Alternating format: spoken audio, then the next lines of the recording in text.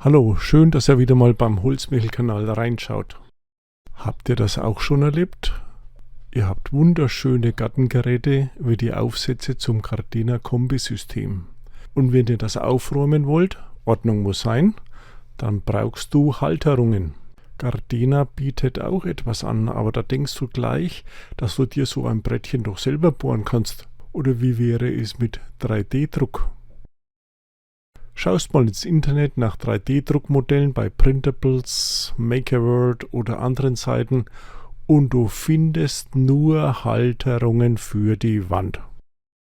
Vorher ist dir aufgefallen, dass du den Platz an der Wand noch für andere Sachen brauchst. Na, dann hänge ich diese nicht allzu schweren Sachen an die Decke. Ja, die Idee, da ist noch Platz.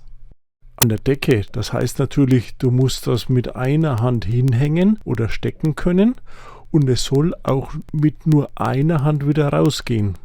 Und wenn irgendwer oder irgendwas mal dran hängen bleibt, darf es nicht gleich abfallen. Ihr wisst schon, wie in der Katz oder noch schlimmer, der Hund. Der Sechskant beim Gardena Kombisystem hat 12 mm Schlüsselweite. Das ergibt ein Eckmaß von ca. 13,5 mm.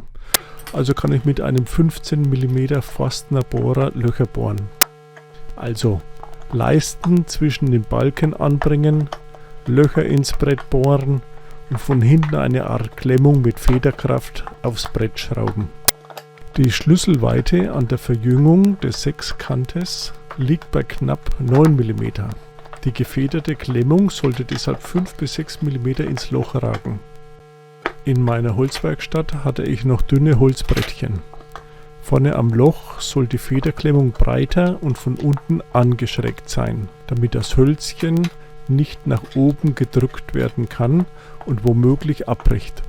Die Federwirkung bekommst du, indem dieser federnde Klemmfinger einige Zentimeter eingeschnitten wird und sich verjüngt.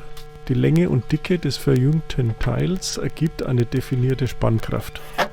Wir müssen 5 bis 6 mm auslenken können und die Spannkraft soll den Gardena-Aufsatz noch halten bzw. gegen die Lochwand drücken. Die Brettchen zu sägen, zu positionieren, zu bohren und zu verschrauben war doch schon ein wenig Aufwand. Hat aber Spaß gemacht. Einfach mal aufs Geratewohl drauf loszubasteln. Gummibänder oder eng gewickelte Spiralfedern links und rechts der Löcher mit Begrenzer gespannt wären auch möglich gewesen, aber ich wollte fertig werden und musste nehmen, was da ist: Holz. Ich habe 2 Leisten an den Balken innen befestigt und das Brett an diese Leisten geschraubt. Bei kleinen Aufsätzen können die Löcher enger zueinander gesetzt werden. Ich habe einfach mal die vorhandenen Aufsätze aufs Brett gelegt und so die Abstände für die Löcher festgelegt. Es hat gut geklappt.